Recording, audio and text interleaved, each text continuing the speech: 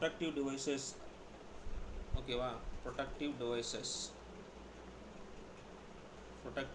Devices அப்படின்னு சொல்லிட்டு இது வந்து நம்ம பார்க்க போகிறோம். இது ஒரு பார்ட்ஸ் ஆஃப் டிரான்ஸ்ஃபார்மரில் இதுவும் இருக்கும். சரிங்களா? டிரான்ஸ்ஃபார்மரோட பகுதி பொருட்கள் தான் இது எல்லாமே. ஸோ நம்மளுடைய டிரான்ஸ்ஃபார்மர் பகுதி பொருட்களில் ஏற்கனவே கன்ஸ்ட்ரக்ஷனில் பார்த்தோம். என்னென்ன பார்த்தோம் ஞாபகம் இருக்குங்களா? அது சொல்ல முடியுமா? டிரான்ஸ்ஃபார்மரோட பார்ட்ஸ் என்னென்ன பார்த்தோம் சொல்லுங்கள் பார்ப்போம். டிரான்ஸ்ஃபார்மரோட பார்ட்ஸ் என்னென்ன பார்த்தோம்? Sir breather, Buchholz relay. நீங்கள் ஜென்ரலாக சொல்லுங்கள். முதல்ல ஜென்ரலாக சொல்லுங்கள் என்னென்ன டாபிக் பார்த்தோம் அப்படிங்கிறத நீங்கள் ஜென்ரலாக சொல்லுங்கள். பக்காஸ் ரிலே. ப்ரொடக்டிவ் டிவைசஸே கேட்கலம்மா, நான் அதுக்குள்ளேயே போகலம்மா. முதல்ல நீங்கள் ஆரம்பத்துலேருந்து சொல்லுங்கம்மா. ஃபஸ்ட்டு கோர் பார்த்தோமா? கோர் பார்த்தோம் சார். Winding sir. அப்புறம் கோர் வைண்டிங்கு, அப்புறம் EMF ஈக்குவேஷன். நான் பார்ட்ஸ் ஆஃப் டிரான்ஸ்ஃபார்மர் கேட்குறேன்ப்பா. நம்மளுடைய கன்ஸ்ட்ரக்ஷனில் அதாவது வந்து ஒரு டிரான்ஸ்ஃபார்மர் உள்ள என்னென்ன பொருட்கள் இருக்கும், என்னென்ன பார்ட்ஸ் இருக்கும், பகுதி பொருட்கள் இருக்கும்னு கேட்குறேன். அதில் கோர் இருக்கும், வைண்டிங் இருக்கும். ஸோ வேறு என்ன இருக்கும் அப்படின்னா டேங்க், மெயின் டேங்க் வச்சுருப்பாங்க. சரிங்களா? டிரான்ஸ்ஃபார்மரை அதாவது ஆயிலை ஃபில் பண்ணுறதுக்கு மெயின் டேங்க் வச்சுருப்பாங்க. கன்சர்வேட்டர் டேங்க் வச்சுருப்பாங்க. சரிங்களா? கன்சர்வேட்டர் டேங்க்கு ப்ரீத்தரா? சரிம்மா, கரெக்டாக ஒரு ஈவனாக சொல்லுங்கம்மா. ஃபஸ்ட்டு கோரு, வைண்டிங்கு, இது ரெண்டும் உள்ளே வைக்கிறதுக்கு மெயின் டேங்க் இருக்கும்.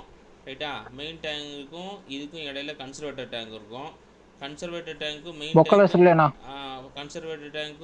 டேங்க்கும் இடையில புக்கால்ஸ் ரிலே இருக்கும். சரிங்களா? புக்கால்ஸ் ரிலே இருக்கும். இந்த டெம்பரேச்சர் கேஜ். அதாம்மா, அந்த கன்சர்வேட்டருக்கு கீழே. ஆமாம், கரெக்டு தான். கன்சர்வேட்டருக்கு கீழே என்ன ஆகும்னா ஒரு பாவடிவில் திருப்பி ப்ரீத்தர் வச்சுருப்பாங்க. சரிங்களா? ஸோ ப்ரீத்தர் வச்சுருப்பாங்க. இந்த ஆயில் மெயின் டேங்க் இருக்கு இல்லையா? ஸோ இதில் என்ன பண்ணியிருப்பாங்கன்னா டெம்பரேச்சர் கேஜ் வச்சுருப்பாங்க. சரிங்களா? டெம்பரேச்சர் கேஜ் வச்சுருப்பாங்க. ஆமாம், அந்த மெயின் டேங்க்கு மேல் புறத்தில் பார்த்தீங்கன்னா எக்ஸ்ப்ளோஷன் வெண்ட் வச்சுருப்பாங்க. சரிங்களா? எக்ஸ்ப்ளோஷன் வெண்ட் வச்சுருப்பாங்க. அப்புறம் பார்த்தீங்கன்னா அதான் கூலிங் டியூப்ஸ் வந்து வெளிப்புறமாக இருக்கும். அப்புறம் என்ன இருக்கும் அப்படின்னா புஷ்ஷிங் இருக்கும் இல்லையா? நம்மளுடைய வைண்டிங்க்கு வந்து வைண்டிங்கை வெளியே வைக்கிறதுக்கு புஷ்ஷிங் கொடுத்துருப்போம் இல்லையா? 3 ஃபேஸ்னால் 3 புஷ்ஷிங் கொடுத்துருப்பாங்க இல்லையா? ஸோ இவ்வளோ பார்ட்ஸ் பார்த்துருக்கோம். டிரான்ஸ்ஃபார்மரில் இவ்வளோ வகையான பார்ட்ஸ் பார்த்துருக்கோம். ஏதாவது விட்டுருக்கோமா? அதில் ஏதாவது மிஸ் ஆகிடுக்கா? சரி, ரைட்டு. எதுவும் மிஸ் ஆன மாதிரி தெரில. இப்போ பார்த்துருவோம். இதெல்லாம் டிரான்ஸ்ஃபார்மரோட பார்ட்ஸ் பார்த்தோம். இந்த டிரான்ஸ்ஃபார்மர் பார்ட்ஸில் பார்த்திங்க அப்படின்னா ப்ரொடக்டிவ் பார்ட்ஸ் அப்படின்னு சொல்லிட்டு ஒன்று கொடுத்துருக்கான். அதாவது வந்து இந்த டிரான்ஸ்ஃபார்மரை வந்து பாதுகாக்கிறதுக்காக, ஓகேவா? அந்த டிரான்ஸ்ஃபார்மரை பாதுகாக்கிறதுக்காக பார்த்திங்க அப்படின்னா ஒரு சில பாதுகாப்பு பொருட்கள் கொடுத்துருக்குறாங்க. சரிங்களா? கொடுத்துருக்குறாங்க. என்னென்ன கொடுத்துருக்காங்க அப்படின்னா எடுத்த ஒன்றா பார்த்திங்க அப்படின்னா புக்கால்ஸ் ரிலே. என்ன சொல்கிறாங்கன்னா புக்கால்ஸ் ரிலே இது ஒன்றும் இல்லை, சும்மா சாதாரணம் தான். நம்ம ஏற்கனவே பார்த்தது தான், ஒரு ரீகால் தான் பண்ணுறோம் புக்கால்ஸ் ரிலேவை பொறுத்தவரையிலும். அப்புறம் பார்த்திங்க அப்படின்னா ரெண்டாவது வந்து ப்ரீத்தர் ஜெல்லு, சிலிக்கா ஜெல் அப்படின்னு சொல்கிறாங்க. சிலிக்கா ஜெல் அப்படின்னு சொல்கிறாங்க. தமிழ்லேயும் ப்ரீத்தர் ஜெல்னால் சொல்லுவாங்க. சரிங்களா? ஸோ மூணாவதாக இருக்கிறது வந்து என்ன அப்படின்னா அந்த வெடித்துளைகள், எக்ஸ்ப்ளோஷன் வெண்ட் அப்படின்னு சொல்லுவாங்க. சரிங்களா? எக்ஸ்ப்ளோஷன் வெண்ட் அப்படின்னு சொல்லிட்டு சொல்லுவாங்க. எக்ஸ்ப்ளோஷன் வெண்ட் அப்படின்னு சொல்லிட்டு சொல்லுவாங்க. சரி, ரைட்டு. இப்போ பார்த்துருவோம். இந்த புக்கால்ஸ் ரிலே எதுக்கு பயன்படுது சொல்லுங்கள் பார்ப்போம். புக்கால்ஸ் ரிலே இருக்கு இல்லையா? புக்கால்ஸ் ரிலே பொறுத்த வரைக்கும் இந்த படம் தான் புக்கால்ஸ் ரிலே இல்லையா? இதுதானே பார்த்தோம். இந்த படம் தான் புக்கால்ஸ் ரிலே. இந்த புக்கால்ஸ் ரிலேயில் பொறுத்த வரைக்கும் என்ன பண்ணும்? புக்கால்ஸ் ரிலேயோட மேஜர் வேலை என்ன அப்படின்னா சரிங்களா, அதாவது இந்த டிரான்ஸ்ஃபார்மரில் நடக்கிற எல்லா இன்டர்னல் ஃபால்ட்டுக்கும் பொறுப்பானவர் யார் அப்படின்னா, சரிங்களா, இன்டர்னல் ஃபால்ட்டு அந்த டிரான்ஸ்ஃபார்மர் உள்ளே நடக்கக்கூடிய அந்த டிரான்ஸ்ஃபார்மருக்கு உள்ளார நடக்கிற எல்லா தவறுகளுக்கும் பொறுப்பானவர் யார் அப்படின்னா இந்த ரிலே தான், புக்கால்ஸ் ரிலே தான். சரிங்களா? ஸோ புக்கால்ஸ் ரிலேவை பொறுத்த வரைக்கும் 2 விதமான வேலை செய்யும். ஒரு வேலை என்ன அப்படின்னா, ஃபஸ்ட்டு வேலை என்ன அப்படின்னா அலாரம் பண்ணும். சரிங்களா? அலாரம் எப்போ பண்ணும் அப்படின்னு பார்க்கணும். அதுக்கப்புறம் பார்த்தீங்கன்னா ரெண்டாவது வேலை என்ன பண்ணணும்னா சர்க்யூட் பிரேக்கருக்கு சிக்னல் பாஸ் பண்ணும். சரி, இப்போ வந்து அலாரம் எப்படி பாஸ் பண்ணும் அப்படின்னு பார்க்கணும். மீன் டைமில் என்ன பண்ணணும் அப்படின்னா சர்க்யூட் பிரேக்கருக்கு எப்போ சிக்னல் பாஸ் பண்ணணும் அப்படின்னு சொல்லிட்டு பார்க்கணும். இப்போ என்ன ஆகும் அப்படின்னா நாங்கள் இந்த டிரான்ஸ்ஃபார்மர் அந்த இதை எங்கே வச்சுருக்கோம் அப்படின்னா, இந்த புகாஸ் ரிலேவை எங்கே வச்சுருக்கோம் அப்படின்னா, மெயின் டேங்க் இங்கே இருக்கும். சரிங்களா, மெயின் டேங்க் இங்கே இருக்கும். இதுக்கு மேலே ஒரு டியூப் மாதிரி போட்டு, சரிங்களா, அந்த டியூப் மாதிரி போட்டு ஒரு உருளை வடிவில் கன்சர்வேட்டர் டேங்க் வச்சுருப்போம் அப்படி.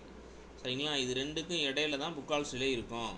ஓகேவா, இந்த ரெண்டுக்கும் இடையில என்ன இருக்கும், புக்கால்ஸ் ரிலே இருக்கும். இந்த புக்கால்ஸ் ரிலேயோட வேலை என்ன அப்படின்னா, இந்த மெயின் டேங்க் இருக்கு இல்லையா, மெயின் டேங்கில் உள்ள இருக்கக்கூடிய ஆயில், இது ஃபுல்லாக 100% ஆயில் வச்சுருப்பாங்க.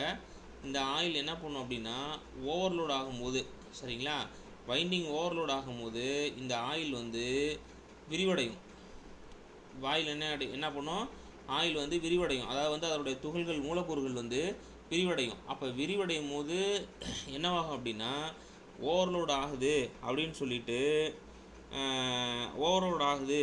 சொல்லிட்டு இது என்ன பண்ணும், சின்னதாக ஒரு ஃபால்ட்டு வரும்போதே, இது ஓவர்லோட் ஆகிடுச்சு அப்படின்னா, ஓவர்லோடு ரொம்ப அதிகமாக இன்சுலேஷன் ஃபெயிலியர் நடக்க வாய்ப்பு இருக்குது. அதுக்கு என்ன பண்ணும் அப்படின்னா, டிரான்ஸ்ஃபார்மரில் ஒரு சவுண்டு கொடுக்கும். ஒரு சின்னதாக ஒரு ஃபால்ட் இருக்கும் போதே அது என்ன பண்ணும் அப்படின்னா, ஒரு அலாரத்தை கொடுக்கும். அலாரத்தை கொடுத்து பார்க்கும். சரிங்களா, அதாவது அந்த அலாரத்தை கொடுக்குறதா மேலே இருக்கிற ஃப்ளோட்டு, மேலே கொடுத்துருப்பான் பாருங்கள், இதுதான் ஃப்ளோட்டுனா ஒன்றும் இல்லை, மிதவை தான் ஃப்ளோட்டுன்னு சொல்லுவாங்க. இது பேரை வந்து மிதவை அப்படின்னு சொல்லுவாங்க. இது என்ன மிதவை அப்படின்னா, நம்ம அந்த ஆர்ஓ வாட்டர்லாம் பார்த்துருக்கீங்களா, ஆர்ஓ வாட்டர் டேங்கு, இல்லைன்னா நம்ம வீடுகளில் தண்ணி வந்து ஆட்டோமேட்டிக்காக ஆஃப் பண்ணுறாங்க இல்லையா, தண்ணி தொட்டி ரொம்பிருச்சுன்னா ஆட்டோமேட்டிக்காக ஆஃப் பண்ணுறாங்க இல்லையா, அந்த மாதிரி இடங்கள் என்ன பண்ணுவாங்கன்னா அந்த ஃப்ளோட்டு தான் பயன்படுத்துவாங்க. சரிங்களா, இந்த ஃப்ளோட்டில் வந்து மெர்க்குரி கான்டாக்ட் இருக்கும். இது என்ன பண்ணும் அப்படின்னா, ஃபுல்லாகிடுச்சு அப்படின்னா அந்த சர்க்யூட்டை வந்து ஷார்ட் பண்ணும். சரிங்களா, ஒரு உதாரணத்துக்கு இந்த இடத்துல 2 வகையான ஃப்ளோட் இருக்குது. ஸோ இந்த இடத்துல ஒரு ஃப்ளோட்டு கொடுத்துருக்காங்க பாருங்கள், இந்த இடத்துல ஒரு ஃப்ளோட்டு கொடுத்துருக்கான், இந்த இடத்துல ஒரு ஃப்ளோட்டு கொடுத்துருக்கான். இந்த ஃப்ளோட்டு எதுக்கு பயன்படும் அப்படின்னா, சின்ன ஃபால்ட்டுக்கு அலாரம் கொடுக்கறதுக்காக இந்த ஃபால்ட்டு பயன்படும், இந்த ஃப்ளோட்டு என்னென்னா பெரிய ஃபால்ட்டுன்னு போது சர்க்யூட் பிரேக்கருக்கு சிக்னலை பாஸ் பண்ணுறதுக்காக. சரிங்களா, சர்க்யூட் பிரேக்கருக்கு நீங்கள் அந்த டிவைசஸை வந்து ரிமூவ் பண்ணுங்கள் அப்படின்னு சொல்கிறதுக்காக இந்த இடம் வந்து இந்த ஃப்ளோட் வந்து பயன்படும். சரிங்களா, அதாவது என்ன அப்படின்னா, சின்ன ஃபால்ட்டு பெரிய ஃபால்ட்டு, அந்த பெரிய ஃபால்ட் நடக்கும்போது என்ன பண்ணோம் அப்படின்னா, இந்த ஃப்ளோட்டு மூலியமாக டபக்குன்னு என்ன பண்ணோம் அப்படின்னா, சர்க்யூட் பிரேக்கரில் வந்து சிக்னலை வந்து பாஸ் பண்ண உடனே அந்த சர்க்யூட் பிரேக்கர் என்ன பண்ணோம் அப்படின்னா, யார் சோர்ஸோ, சரிங்களா, சோர்ஸு அந்த பெரிய ஃபால்ட்டுக்கு காரணமானவர் யாரோ அந்த சர்க்யூட்டை வந்து ஐசோலேட் பண்ணிவிடும். ஸோ இதுதான் புக்கால்ஸ் ரிலே அப்படின்னு சொல்லுவாங்க. புக்கால்ஸ் ரிலேவை பொறுத்த வரைக்கும் நீங்கள் என்ன விஷயம் தெரிஞ்சுக்கணும் அப்படின்னா, டிரான்ஸ்ஃபார்மரில் எந்த குறை ஏற்பட்டாலும் அதுக்கு பொறுப்பானவர் வந்து புக்கால்ஸ் ரிலே தான். சரிங்களா, சரி ரைட்டு, இதுதான் இதுதான் நமக்கு தெரிஞ்சுக்கணும் முதல்ல ஃபஸ்ட்டு விஷயம். ரெண்டாவது விஷயம் என்ன அப்படின்னா, இந்த சிலிக்கா ஜெல்லுக்கு பேரே ப்ரீத்தர் அப்படின்னு சொல்லுவாங்க. சரிங்களா, சிலிக்கா ஜெல்லுக்கு பேர் என்னன்னா ப்ரீத்தர். இது ஏன் ப்ரீத்தர்னு சொல்கிறோம் அப்படின்னா, சொல்கிறோன்னு வச்சுக்கோங்களேன். ஒரு உதாரணத்துக்கு இது என்ன பண்ணும் அப்படின்னா, ஈரப்பதம் இந்த டிரான்ஸ்ஃபார்மரில் இருக்கிற அந்த எண்ணெய் இருக்கு இல்லையா, அந்த எண்ணெய் வந்து இங்கே பாருங்கள், இப்போ டிரான்ஸ்ஃபார்மரில் ஒரு ஆயில் இருக்கும். அந்த ஆயில் என்ன ஆகும் அப்படின்னா, அந்த ஆயில் வந்து ஈரப்பதம் இருந்தது அப்படின்னா, சரிங்களா, ஈரப்பதம் இருந்ததுன்னா அதனுடைய தன்மை மாறுபடும். சரிங்களா, அதனுடைய தன்மை மாறுபடும். இப்போ இது என்ன பண்ணும் அப்படின்னா, இந்த ப்ரீத்தர் என்ன பண்ணும் அப்படின்னா, சரி, அதுக்கு முன்னாடி இந்த ஈரப்பதம் எப்படி ஏற்படும்னு பார்க்கணும் இல்லையா. ஃபஸ்ட்டு டிரான்ஸ்ஃபார்மரில் ஈரப்பதத்துக்கு என்ன வேலை, டிரான்ஸ்ஃபார்மர் ஆயிலில் ஈரப்பதத்துக்கு என்ன வேலை அப்படிங்கிறத நம்ம பார்க்கணும். 3 விதமாக வந்து இந்த டிரான்ஸ்ஃபார்மர் ஆயில் ஈரமாகிறதுக்கு வாய்ப்பு இருக்குது. இதெல்லாம் பரீட்சையில் கேட்பான், கவனமாக பாருங்கள். 3 விதமாக இருக்கிறதுக்கு வாய்ப்பு இருக்குது. ஃபஸ்ட்டு வந்து கேஸ்கட்டு, இது மூலிமா ஆகலாம். ரெண்டாவது வந்து லீக்கேஜ், சரிங்களா, கசிவு எங்கேயா இருந்ததுன்னா அது மூலிமா வந்து ஈரமாகிறதுக்கு வாய்ப்பு இருக்குது. மூணாவது வந்து காற்றில் இருக்க அந்த மாசு காற்றில் இருக்க ஈரப்பதத்தை இருக்கு இல்லையா, அதை வந்து அப்சார்ப் பண்ணாலும் அதை வந்து உறிஞ்சினாலும் நம்ம ஆயில் வந்து ஈரமாகிறதுக்கு வாய்ப்புகள் இருக்குது. ஸோ இந்த மாதிரி டைமில் என்ன பண்ணும் அப்படின்னா, இது தொடர்ந்து இப்படியே இருந்துச்சுன்னா நாளாக அது இன்சுலேஷன் சிலைவை வந்து ஏற்படுத்தும். சரிங்களா, ஸோ அப்போ இது என்ன பண்ணும் அப்படின்னா, இந்த டைஎலக்ட்ரிக் ஸ்ட்ரென்த்தை இந்த மாதிரி டைமில் இந்த ஆயிலில் இந்த மாதிரி காரணங்கள்னால ஈரப்பதம் ஏற்பட்டே இருந்துச்சுன்னா அந்த டைஎலக்ட்ரிக் ஸ்ட்ரென்த்துன்னு சொல்லுவாங்க. அந்த டைஎலக்ட்ரிக் ஸ்ட்ரென்த்தை வந்து குறைச்சிரும். சரிங்களா, டைஎலக்ட்ரிக் ஸ்ட்ரென்த்தை குறைச்சிரும். அப்போ நம்ம என்ன பண்ணணும், அப்போ இந்த ஈரப்பதத்தை வந்து உறிஞ்சுறதுக்கு ஒரு நம்ம சிஸ்டத்தை வந்து ரெடி பண்ணணும். அப்போ என்ன பண்ணுவாங்க அப்படின்னா இந்த இடத்துல சிலிக்கா ஜெல்லை வைப்பாங்க. எங்கே வைப்பாங்க சிலிக்கா ஜெல் அப்படின்னா கன்சர்வேட்டர் இருக்கு இல்லையா, இந்த கன்சர்வேட்டரில் ஒரு பகுதி இப்படி இருக்கும். இந்த இடத்துல கேப்பை போட்டு இப்படி பானா மாதிரி இப்படி கீழே திருப்பி விட்ருப்பாங்க. பானா மாதிரி திருப்பி விட்டு இந்த இடத்துல தான் சிலிக்கா ஜெல் வச்சுருப்பாங்க. சரிங்களா? இது என்ன பண்ணும் அப்படின்னா அந்த எண்ணெய் பதத்தில் இருக்கக்கூடிய அந்த எண்ணெயில் இருக்கக்கூடிய ஈரப்பதத்தை உறிஞ்சிக்கும். சரிங்களா? அதுதான் அந்த கலர் வந்து நார்மலாக ப்ளூ கலராக இருக்கும். இது இந்த சிலிக்கா ஜெல் வந்து நீங்கள் புதுசாக வாங்கினீங்க அப்படின்னா இது கண்ணாடி மாதிரி இருக்கும். இது உள்ள ப்ளூ கலரில் இருக்கும். சரிங்களா? ஈரப்பதத்தை உறிஞ்சிச்சு அப்படின்னா இளஞ்சிவப்பு கலராகவும், சரிங்களா, இளஞ்சிவப்பு கலராக இல்லைனா ஒயிட் கலராக மாறிடும். சரி, இதை திருப்பி நம்ம ரீப்ளேஸ் எப்படி பண்ணுறது அப்படின்னா இந்த சிலிக்கா ஜெல்லை வெளியே கழட்டி இதில் வந்து வெயிலில் காய வச்சிங்க அப்படின்னா அது என்ன ஆகிடும்னா மீண்டும் ப்ளூ கலருக்கு மாறிடும். சரிங்களா? ஸோ இதுதான் இந்த இடத்துல சொல்லியிருக்காங்க. இதுதான் அந்த படம்லாம் போட்டிருக்காங்க. கொடுத்துருக்காங்க பாருங்கள், இந்த படம்லாம் இங்கே போட்டிருக்கிறாங்க. சரிங்களா? இது வேறு ஒன்றும் இல்லை, ஏர் உள்ளே போகிறதுக்கு ஆயில் சீலு ஸ்ட்ரெயினரு எல்லாமே கொடுத்துருக்குறாங்க. சரியா? ஸோ இது வந்து ரெண்டாச்சு. மூணாவது வந்து பார்த்திங்க அப்படின்னா எக்ஸ்ப்ளோஷன் வெண்ட் அப்படின்னு ஒன்று இருக்குது. சரிங்களா? மூணாவது வந்து எக்ஸ்ப்ளோஷன் வெண்ட்டு, அதாவது வெடித்துளைப்பான் அப்படின்னு சொல்லிட்டு சொல்லுவாங்க. என்ன சொல்லுவாங்கன்னா எக்ஸ்ப்ளோஷன் வெண்ட்டு. இப்போ ஒன்று சொல்லிட்டேன் புக்கால்ஸில், 2 சொல்லிட்டேன் ப்ரீத்தரு, மூணாவது வந்து எக்ஸ்ப்ளோஷன் வெண்ட்டு, அதாவது வெடித்துளைகள் அப்படின்னு சொல்லுவாங்க. இந்த வெடித்துளைகள் எங்கே இருக்கும் அப்படின்னா மெயின் டேங்க் இருக்கு இல்லையா. ஸோ இப்படி மெயின் டேங்க் இருக்கும். மெயின் டேங்கில் இந்த இடத்துல நீட்டமாக வச்சு இப்படி திருப்பி விட்ருப்பாங்க. நீங்கள் பார்த்தீங்கன்னா தெரியும், நீட்டமாக விட்டு திருப்பி கீழே வரைக்கும் திருப்பி இருப்பாங்க. ஸோ இது என்ன கான்செப்ட் அப்படின்னா கவனமாக பாருங்கள், இது வழியாக சின்ன வழியாக டியூப் போட்டு கன்சர்வேட்டரில் தொட்டி மாதிரி ஒரு கன்சர்வேட்டர் வச்சுருப்பாங்க. சரியா? கன்சர்வேட்டரு வச்சுருப்பாங்க. ஸோ இந்த இடத்துல டியூப் இப்படி நேராக டியூப்பாக போட்டிருப்பாங்க. இப்படி நேராக போட்டு கொஞ்சம் லேசாக சாய்ச்சி விட்ருப்பாங்க, தண்ணி போகிற மாதிரி சாய்ச்சி வச்சுருப்பாங்க. ஸோ இப்போ இது எதுக்காக இதை வச்சுருக்காங்க அப்படின்னா இந்த மடக்கி வச்சுருக்கிறதுக்கு மேலே ஒரு கண்ணாடி, சரிங்களா, ஒரு கண்ணாடி இல்லைன்னா மைக்கா ஏதாவது ஒன்று, சரிங்களா, கண்ணாடி இல்லை மைக்கா ஏதாவது ஒரு தகட்டினால ரொம்ப மெலிசாக உள்ளார ஒரு அந்த ஸ்பாஞ்சு வச்சு மூடியிருப்பாங்க. இது ஆக்சுவலி க்ளோஸில் தான் இருக்கும். இதனுடைய பயன்பாடு என்னன்னு சொல்கிறேன் பாருங்கள். இதனுடைய பயன்பாடு என்ன அப்படின்னா இந்த கோர் இருக்கு இல்லையா, இந்த உட்புறமாக இருக்கிற கோர் இருக்கு இல்லையா, இந்த டேங்க் இருக்கு இல்லையா, டேங்குக்குள்ளே இருக்கிற ஆயில் வந்து அதிகமாக அழுத்தம் ஏற்பட்டுச்சுன்னா, எப்போ அதிக அழுத்தம் ஏற்படும் அப்படின்னா ஓவர்லோடில் அதிகம் அழுத்தம் ஏற்படும். அப்போ அதிகம் அழுத்தம் ஏற்பட்டு கன்சர்வேட்டரில் இருக்கக்கூடிய இந்த 3ல் 1 பங்கு தான் வந்து ஆயில் இருக்கும். மீதி 2 பங்கும் ரொம்பிடுச்சு. அதாவது மெயின் டேங்கும் ஃபுல்லாகவே வந்து ஃபில் ஆகிடுச்சு. இந்த ப்ரெஷர்னால், ஹீட்னால், இல்லை நீங்கள் லோட்னால் என்னென்னா வச்சுக்கலாம். நீங்கள் இது ஃபில் ஆகிடுச்சு, கன்சர்வேட்டர் ஃபில் ஆகிடுச்சு அப்படின்னா இந்த அப்பையும் வந்து இந்த ஆயில் விரிவடையுது அப்படின்னா ஓவர்லோட்னால் விரிவடையுது. அப்படிங்கிற பட்சத்தில் இந்த எக்ஸ்ப்ளோஷன் வெண்ட்டு என்ன பண்ணும் அப்படின்னா அந்த கண்ணாடியை உடச்சிக்கிட்டு, அந்த மாதிரி டிசைன் பண்ணியிருப்பாங்க, கண்ணாடியை உடச்சிக்கிட்டு இந்த அழுத்தத்தை வந்து வெளியே தள்ளுறதுக்கு அது வெளியே தள்ளுற மாதிரி செட்டப் வச்சுருப்பாங்க. சரிங்களா? ஸோ இப்போ இது எதுக்கு, இந்த வெடித்துளைகள் எதுக்கு பயன்படும் அப்படின்னா டிரான்ஸ்ஃபார்மர் ஆயில் அதிக அழுத்தத்தில் இருக்கும்போது அந்த அழுத்தத்தை குறைக்கிறதுக்காக என்ன பண்ணுவாங்க அப்படின்னா இந்த கண்ணாடி வந்து ஆட்டோமேட்டிக்காக சிதைவடைஞ்சு அந்த அழுத்தத்தை குறைக்கும் அப்படின்னு சொல்லிட்டு சொல்லுவாங்க. சரிங்களா? இதுதான் 3 கான்செப்ட். சொல்லுங்கம்மா. ஸோ மெட்டீரியல்ஸை பொறுத்த வரைக்கும் இந்த கோர் இருக்கு இல்லையா, என்ன மெட்டீரியல் யூஸ் பண்ணுவாங்க, மெட்டீரியல் யூஸ்டு இன் கோர். சரிங்களா? கோரை பொறுத்த வரைக்கும் நம்ம என்ன படிச்சிருப்போம், சிலிக்கான் ஸ்டீல்னால் ஆயிருக்குன்னு சொல்லியிருப்போம் இல்லையா, சிலிக்கான் ஸ்டீல்லாம் ஆயிருக்கும் அப்படின்னு சொல்லியிருப்போம். ஸோ ஆக்சுவலி ப்ராக்டிக்கல் ட்ரான்ஸ்ஃபார்மர் பார்த்தீங்கன்னா இது இந்த ப்ராக்டிக்கல் ட்ரான்ஸ்ஃபார்மரில் எப்படி நம்ம இவங்க யூஸ் பண்ணுவாங்க அப்படின்னா இதே தான். இங்கே பாருங்கள், இந்த சிலிக்கானே எப்படி வச்சுருப்பாங்கன்னா cold rolled grain oriented steel, grain oriented steel.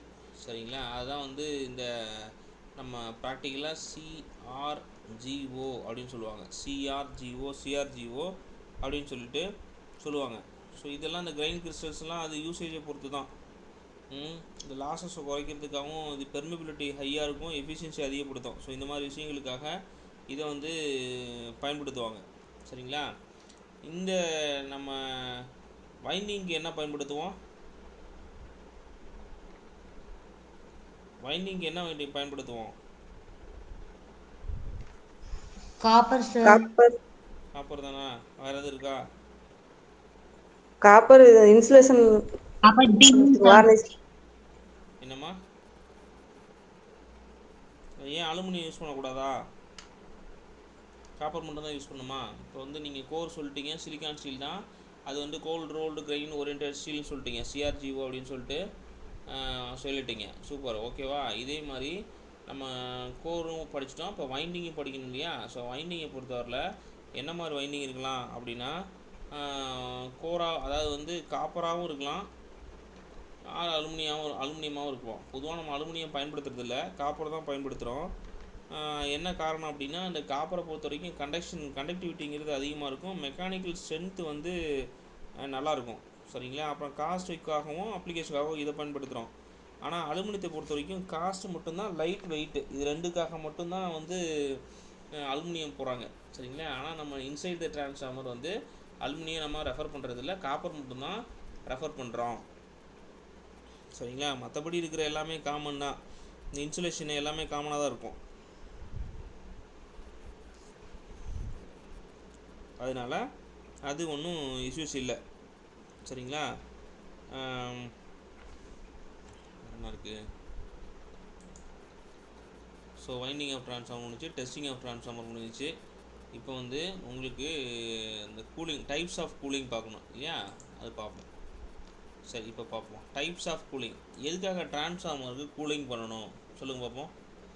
கூலிங்கிறது எதுக்காக பண்ணுறோம்? Types of cooling. சார் ஓவராக ஹீட் ஆகிறதுனால கூலிங். ட்ரான்ஸ்ஃபார்மர் வந்து பார்த்திங்க அப்படின்னா, ட்ரான்ஸ்ஃபார்மரோட வைண்டிங்கை பொறுத்தவரையிலும் லோடை பொறுத்து, சரிங்களா? லோடை பொறுத்து இது அதிகப்படியாக ஹீட் ஆனது அப்படின்னா, இந்த வைண்டிங் அதிகப்படியாக ஹீட் ஆகும். அப்படி ஹீட் ஆகும் போது என்ன பண்ணணும் அப்படின்னா, அந்த கூலிங் பர்பஸுக்காக நம்ம வச்சுருக்கிற ஆயில், சரிங்களா? ஆயில் வந்து இன்சுலேஷனுக்காகவும் கூலிங்காகவும் வச்சுருக்கோம். அந்த ஆயில் வந்து பார்த்திங்க அப்படின்னா ஹீட் ஆகும். இந்த லோடுனால, வைண்டிங்கில் போகிற ஓவர் லோடுனால என்னவாகும் அப்படின்னா ஆயில் ஹீட் ஆகும். அப்போ ஆயில் ஹீட் ஆகும் போது, சரிங்களா, ஆயில் ஹீட் ஆகும்போது இதை நம்ம கூல் பண்ணணும். இதை வந்து நம்ம கூலிங் பண்ணணும், குளிர் வைக்கணும். அப்போ குளிர் வச்சாதான் மறுமுறை வந்து அதை பயன்படுத்த முடியும். இப்போ அதில் தான் என்னென்ன டைப் ஆஃப் கூலிங் அரேஞ்ச்மெண்ட் இருக்குது அப்படின்னு சொல்லிட்டு அவங்க பார்க்குறாங்க. என்ன டைப் ஆஃப் கூலிங் அரேஞ்ச்மெண்ட் இருக்குது அப்படின்னு சொல்லிட்டு பார்க்குறாங்க. ஃபஸ்ட்டு நம்ம வந்து என்னென்ன டைப் அப்படின்னா, நேச்சுரலாக இருக்கிற காற்று ஃபஸ்ட்டு, சரிங்களா? இயற்கை காற்று முறை அப்படிங்கிற மாதிரி சொல்கிறாங்க. இயற்கை காற்று முறை அப்படின்னு சொல்லிட்டு சொல்கிறாங்க. ரெண்டாவது பார்த்திங்க அப்படின்னா காற்று வீசும் முறை. இந்த மாதிரி நிறைய இருக்குது.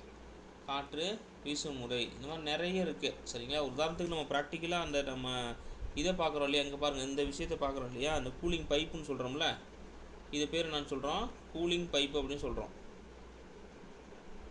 இது தெரியுதுங்களா? ஒரு டிரான்ஸ்ஃபார்மருக்கு வெளியே பைப்பாக இருக்கும் இல்லையா? கூலிங் பைப் அப்படின்னு சொல்லி சொல்கிறோம்.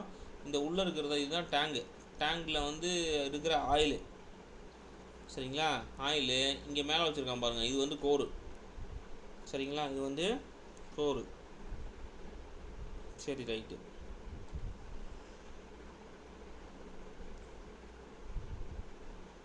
இந்த மாதிரி ரெண்டு வகையான முறையில், இயற்கை காற்று முறையிலையும் காற்று வீசும் விதத்துலையும் வந்து நம்ம பயன்படுத்துகிறோம். இயற்கை காற்று முறையை பொறுத்த வரைக்கும் 100 கிலோவோல்ட் ஆம்பியர், சரிங்களா? 100 கிலோவோல்ட் ஆம்பியர், சரிங்களா? இந்த டிரான்ஸ்ஃபார்மருக்கு இந்த மாதிரி இந்த அளவுக்கான ரேட்டிங் இருக்கக்கூடிய ஒரு டிரான்ஸ்ஃபார்மருக்கு வந்து இந்த இயற்கை காற்று முறையே போதுமானதாக இருக்குது.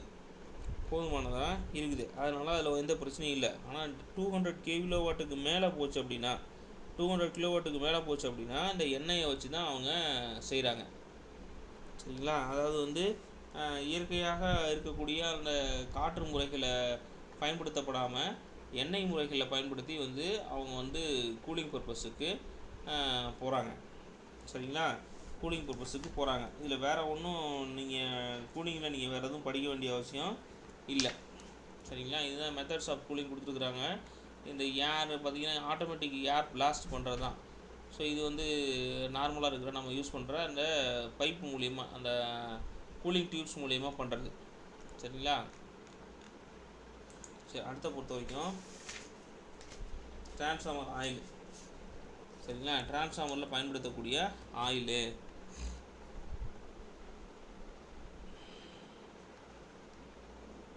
டிரான்ஸ்ஃபார்மரில் என்ன ஆயில் பயன்படுத்துவாங்க சொல்லுங்கள்? Synthetic oil. ஆமாம், சிந்தட்டிக் மட்டும் தான் சிந்தட்டிக் ஆயில். பயன்படுத்துவாங்களா? வேறு எதுவும் பயன்படுத்த மாட்டாங்களா? அதுக்கப்புறம் mineral oil. Synthetic oil, mineral oil வேறு. ஸோ இந்த டிரான்ஸ்ஃபார்மர் எண்ணெயில் வந்து நம்ம பொதுவாக வந்து நாம்தானிக் ஆயில்ஸ் அப்படின்னு சொல்லியிருப்போம். இங்கே வந்து அந்த டிரான்ஸ்ஃபார்மரோட ஆயில் என்ன பண்ணுவாங்க அப்படின்னா, எதுக்காக டிரான்ஸ்ஃபார்மர் ஆயில் அப்படின்னா வைண்டிங்கை வந்து கூல்படுத்துறதுக்காக தான். சரிங்களா? அதாவது வந்து ஓவர்லோட்னால வைண்டிங் ஹீட் ஆகும். சரிங்களா? ஸோ அதை வந்து குளிர்விக்கிறதுக்காக தான் பார்த்தீங்கன்னா அந்த கூலிங் பர்பஸ்க்காகவும் இன்சுலேஷன் பர்பஸ்க்காகவும் டிரான்ஸ்ஃபார்மர் எண்ணெயை பார்க்குறாங்க. சரிங்களா? அதில் என்னென்ன டைப் இருக்குது அப்படின்னா, ஃபஸ்ட்டு மினரல் எண்ணெய்.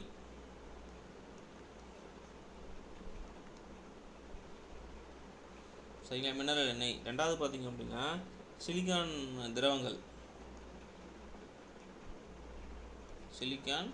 திரவங்கள். மூணாவது பார்த்தோன்னா ஹைட்ரோ கார்பன் திரவங்கள்.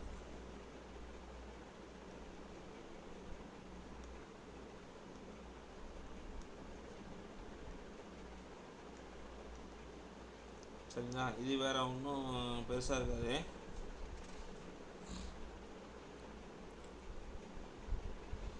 சிந்தட்டிக் திரவங்களும் பயன்படுத்துவாங்க. சிந்தட்டிக் திரவங்களும் சம்டைம்ஸ் எஃபிஷியன்சிக்காக சிந்தட்டிக் திரவங்கள் வந்து அவங்க வந்து பயன்படுத்துவாங்க.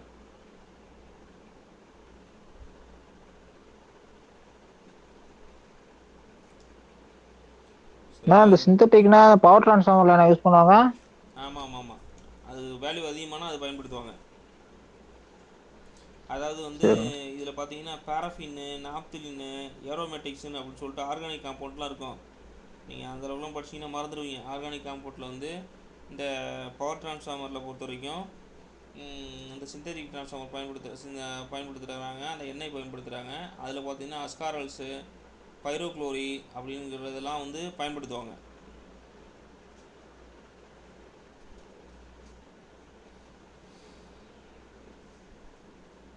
இதுதான், வேறு ஒன்றும் இல்லை. ஸோ இதுக்கப்புறம் பார்த்தீங்க அப்படின்னா டிரான்ஸ்ஃபார்மர் எண்ணெயை வந்து நம்ம டெஸ்ட் பண்ணி பார்க்கணும் இல்லையா? 3 வகையாக டெஸ்ட் பண்ணுறாங்க டிரான்ஸ்ஃபார்மர் எண்ணெயை. என்னென்ன மாதிரி டெஸ்ட் பண்ணுறாங்க அப்படின்னா, ஃபஸ்ட்டு வந்து ஃபீல்டு சோதனை அப்படின்னு சொல்கிறாங்க.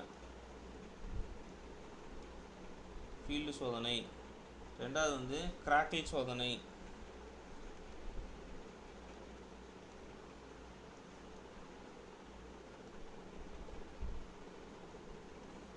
மூணாவது டை எலக்ட்ரிக் சோதனை.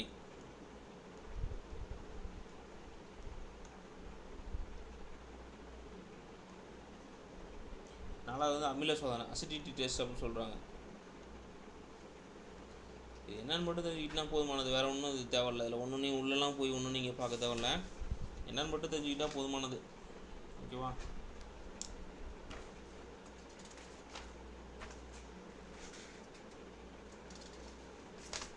சரி, வேறு ஏதாவது டவுட் இருந்தால் நீங்கள் கேட்கலாம். என்ன இருக்குண்ணா?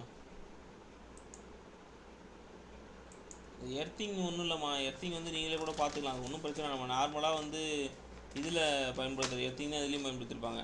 அது அப்படின்னா ஜென்ரேட்டர், மோட்டர் ஜென்ரேட்டரில் பயன்படுத்திருக்க அதே எர்த்திங் தான் இதுலேயும் பயன்படுத்தியிருப்பாங்க. இதில் வேறு ஒன்றும் கான்செப்ட் இல்லை. சரிங்களா? டிரான்ஸ்ஃபார்மரோட எர்த்திங் மட்டும் பார்த்தீங்க அப்படின்னா பாடி, அதாவது வந்து எப்படின்னா கரண்ட்டு போகாத பார்ட்டில். சரிங்களா? எர்த்திங்கை பொறுத்த மட்டும் கரண்ட்டு போகாத பார்ட்டில் வந்து பார்த்திங்க அப்படின்னா, இப்போ டிரான்ஸ்ஃபார்மராக இருந்தது மற்ற வைண்டிங்காக இருந்தால் யோக்கில் இருந்து பண்ணுவாங்க. இது வந்து பார்த்திங்கன்னா கோர்லேருந்தே அந்த எர்த்திங் பண்ணியிருப்பாங்க. சரிங்களா? ஏதாவது வந்து உள்ளார லீக்கேஜ் கரண்ட் இருக்குது, இல்லை ஏதாவது இஷ்யூ இருக்குது அப்படின்னா அந்த கோர் வழி அந்த என்ன சொல்கிறது எர்த்திங் வந்து அந்த கம்பி வழியாக கிரவுண்டுக்கு போயிடும். ஸோ இதை சொல்கிறாங்க. ஓகேங்களா? அவ்வளோதான். இன்னையோட நமக்கு ட்ரான்ஸ்ஃபார்மர் கிளாஸ் முடிஞ்சிருச்சு. நான் வீடியோஸ்லாம் அது விரைவில் நான் அப்லோட் பண்ணிடுறேன்.